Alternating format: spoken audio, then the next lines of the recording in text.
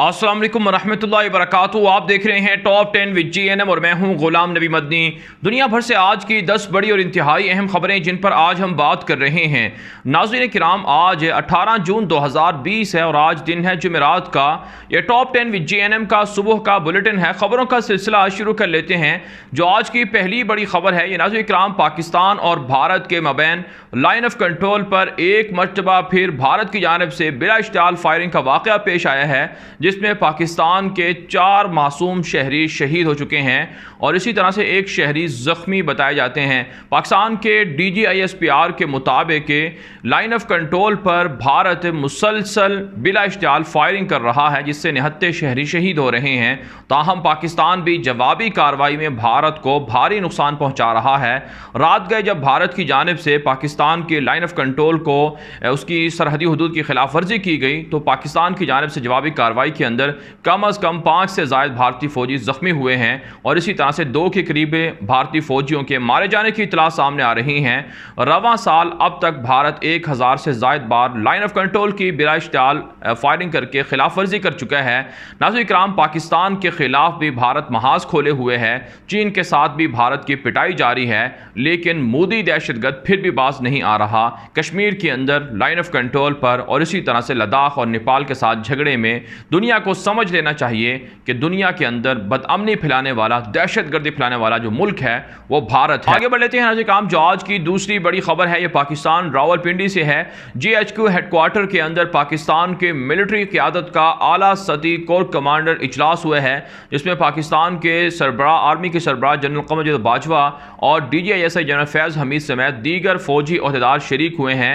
नाज़रीन काम, ये मुलाकात एक रोज़ पहले ISI के हेडक्वार्टर के अंदर होने वाली मुलाकात के बाद दूसरी मुलाकात है, जिसमें फ़ौजी सरबराहान शरीक हुए थे ISI के हेडक्वार्टर के अंदर। उसके बाद अब कोर कमांडर कॉन्फ्रेंस हुई है। इसके अंदर नाज़रीन किराम मुख्तलिफ उमूर पर बातचीत की गई है। जो सबसे ज़्यादा हॉट इशू था, जिस पर पाकिस्तान की मिलिट्री क़यादत ने गौर व फिक्र किया है और नई जो पॉलिसीज़ हैं, तजावीज़ हैं, उन पर इत्तेफाक किया है, उनमें से नाज़रीन किराम मकबूजा कश्मीर के अंदर पाकिस्तान अब अपनी पॉलिसी तब्दील करेगा। चीन की तरह भारत के ख़िलाफ़ पाकिस्तान भी अब जारिहाना इक़दामात ज़रूर करेगा, क्योंकि मुसलसल देख लिया गया है भारत को कि कश्मीर के अंदर जिस तरह से वो बर्बरियत कर रहा है, मज़ालिम कर रहा है, अब पाकिस्तान उसका जवाब देगा। इसके अलावा लाइन ऑफ कंट्रोल पर भारत की बिला इश्तियाल फायरिंग, भारी असलहा, गोला बारूद का इस्तेमाल, इसके ख़िलाफ़ भी एग्रेसिव और जारिहाना जवाब देने पर इत्तिफ़ाक़ किया गया है। इसके अलावा लद्दाख और चाइना के साथ भारत का जो तनाज़ा है, इसमें चाइना को सपोर्ट किया जाएगा और साथ साथ नाज़रीन किराम मसला कश्मीर के अलावा अंदरूनी सलामती पर भी बातचीत हुई है और अफ़गानिस्तान के अंदर तालिबान की जो फ्यूचर में हुकूमत आने जा रही है, मुस्तक़बिल में अफ़गानिस्तान का सियासी माहौल कैसा होगा, बैनुल-अक़वामी मुज़ाकरात के लिए पाकिस्तान की मिलिट्री क़यादत क्या किरदार अदा कर सकती है, यह तमाम इशूज़ डिस्कस किए गए हैं। इसलिए भारत अब किसी गलत फहमी में ना रहे कि वो पाकिस्तान के ख़िलाफ़ कोई बड़ी प्लानिंग की या हमला करने की जो मनसूबे कर रहा था वो उन्हें पूरा कर सकता है। आगे बढ़ लेते हैं नाज़रीन काम। जो आज की तीसरी बड़ी खबर है, नाज़रीन काम भारत और चाइना के मबैन जारी तनाज़े के हवाले से है। आप जानते हैं चाइना ने भारत के लगभग 50 के करीब फौजी मारे हैं और उनमें से दर्जनों अब भी लापता हैं। अब भारतीय मीडिया ने एक और ख़बर की, भारतीय हुकूमत ने तस्दीक भी की है कि 18 उनके फ़ौजी मज़ीद ज़ख्मी हैं, जिनमें से 4 की हालत इंतहाई शदीद तशवीशनाक है। इसके अलावा नाज़रीन किराम, भारत के वज़ीर ख़ारजा जयशंकर ने चाइनीज़ वज़ीर ख़ारजा से फ़ोन पर रब्ता किया है और उनसे जो सरहदी कशीदगी है इस पर बातचीत की है।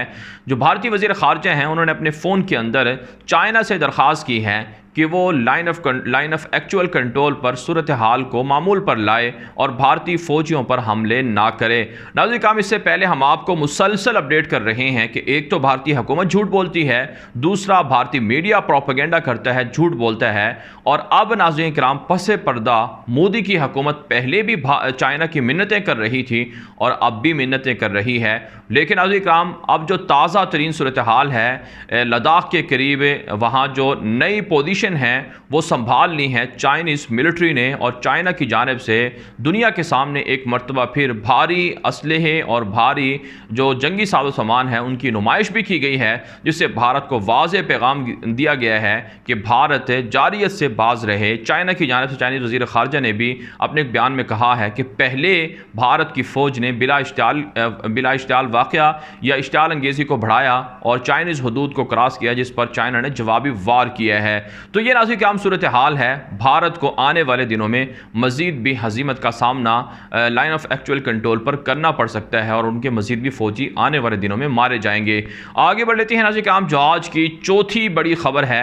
ये नाज़रीन काम भारत के अंदर चाइना से पिटाई खाने के बाद, धुलाई करवाने के बाद, मार खाने के बाद, फ़ौजी मरवाने के बाद अब मोदी की दहशतगर्द हिंदू हुकूमत चाइना के बाइकॉट के लिए मुहिम चला रही है और वहाँ पर जो भारत की खुफिया इंटेलिजेंस एजेंसीज़ हैं उन्होंने मोदी हुकूमत को तजवीज़ दी है कि जितनी भी मोबाइल ऐप्स हैं जो चाइना से बनाई गई हैं या चाइना उन्हें कंट्रोल करता है, जैसा कि मशहूर जो सोशल मीडिया ऐप है टिकटॉक, उसको बैन कर दिया जाए। तकरीबन 52 के करीब ऐप हैं, मोबाइल ऐप्स हैं, जिनको बंद करने के लिए वहाँ के खुफिया इदारों ने मोदी हुकूमत को दरख्वास्त दी है।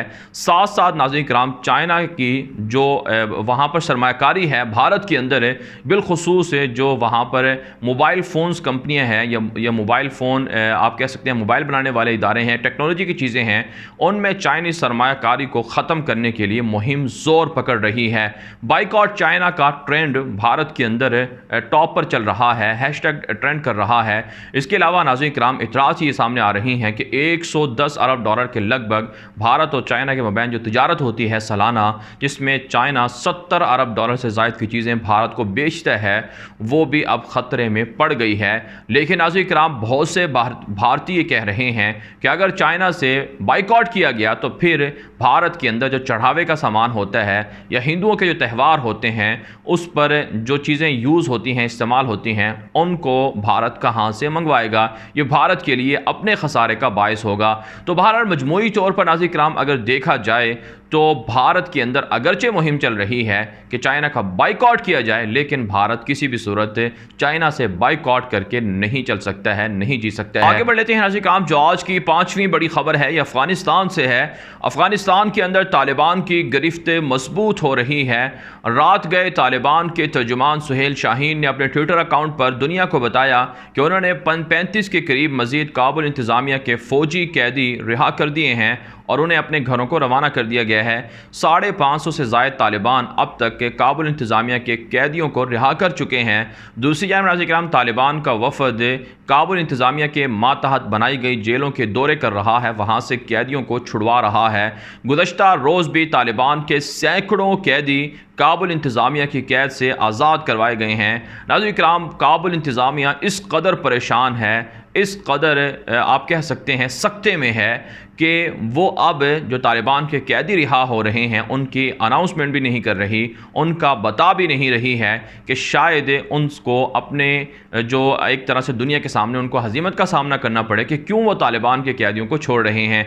आज से तकरीबन 3 से 4 माह पहले जब काबुल इंतज़ामिया के साथ एग्रीमेंट हुआ था, अमेरिका के साथ तालिबान का एग्रीमेंट हुआ था, उसमें 5000 तालिबान कैदियों को रिहा करना था, लेकिन तालिबान के कैदियों को रिहा करने से साफ इनकार किया था।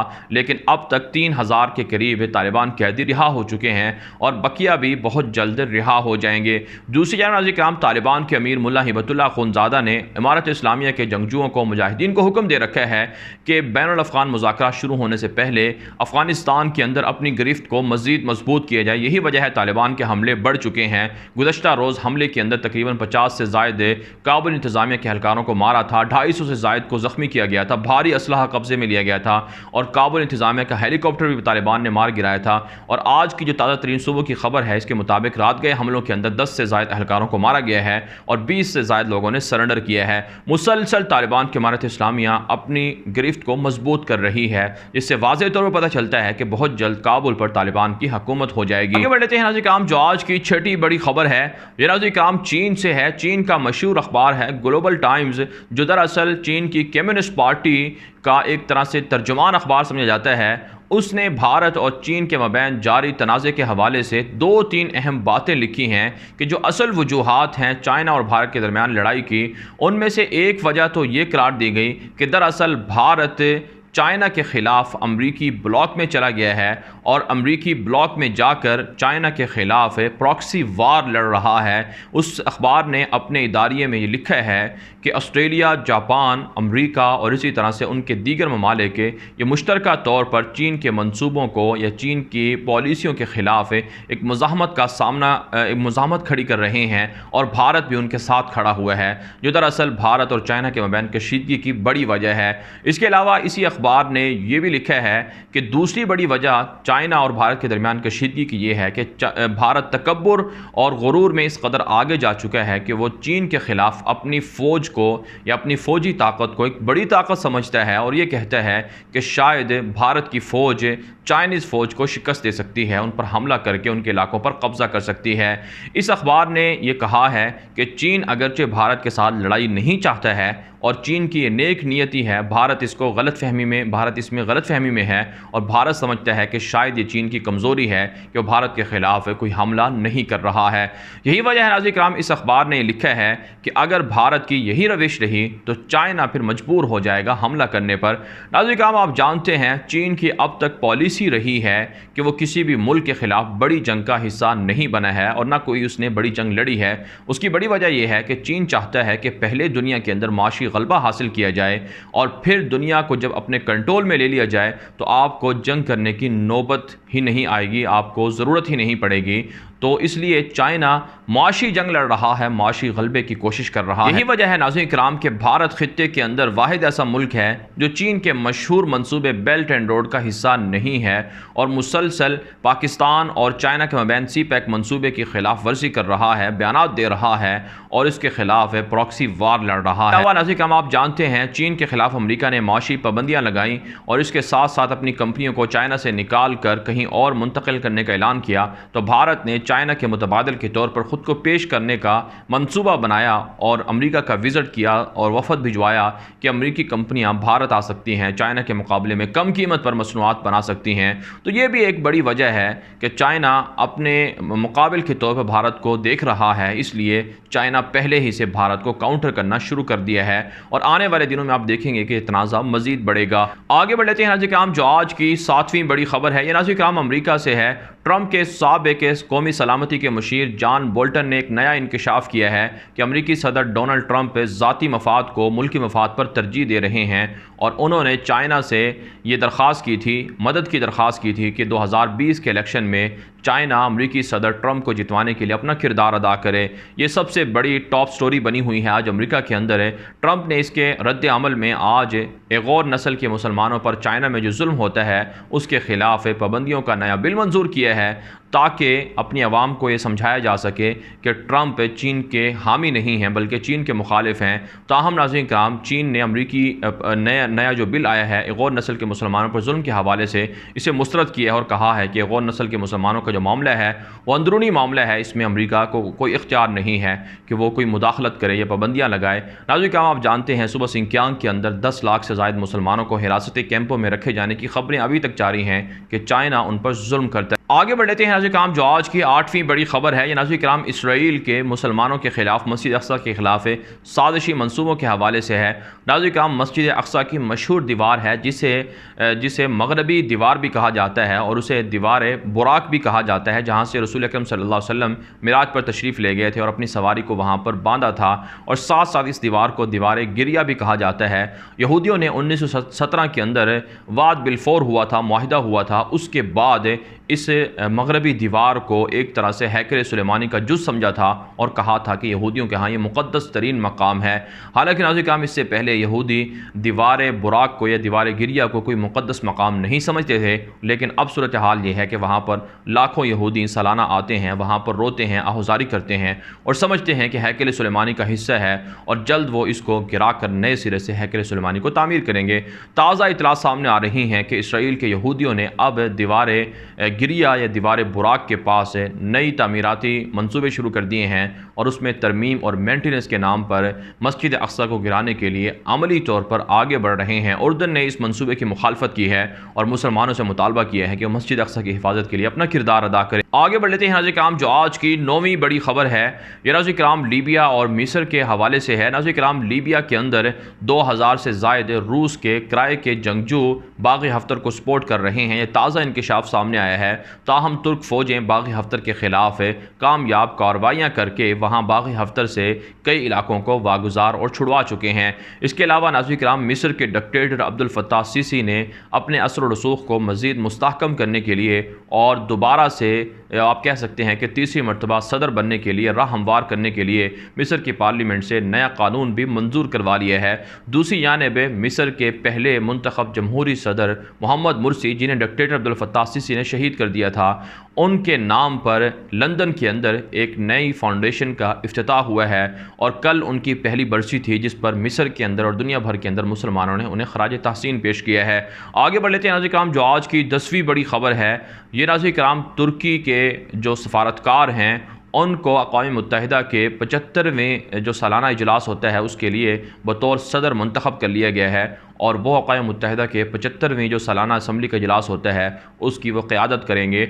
दूसरी जानब नाज़रीन कराम, भारत सलामती कौंसल का गैर मुस्तकिल रुकन बन गया है। इस पर भारत शादियाने बजा रहा है, लेकिन हकीकत ये है कि भारत पहले भी 7 मरतबा सलामती कौंसल का गैर मुस्तकिल रुकन बन चुका है और पाकिस्तान भी 7 मरतबा सलामती कौंसल का गैर मुस्तकिल रुकन रह चुका है और पाकिस्तान के पास दीगर ऑप्शन हैं जिनके ज़रिए से पाकिस्तान मसला कश्मीर को और दीगर मसाइल को और भारतीय दहशत गर्दी को दुनिया के सामने उजागर करता रहेगा। नाज़रीन कराम, दुनिया भर से थी आज की 10 बड़ी खबरें। इन खबरों के हवाले से आपकी क्या राय है? अपनी राय कमेंट के जरिए से ज़रूर हम तक पहुँचाएँ। आज के लिए इतना ही, इजाज़त दीजिए। अल्लाह हाफ़िज़।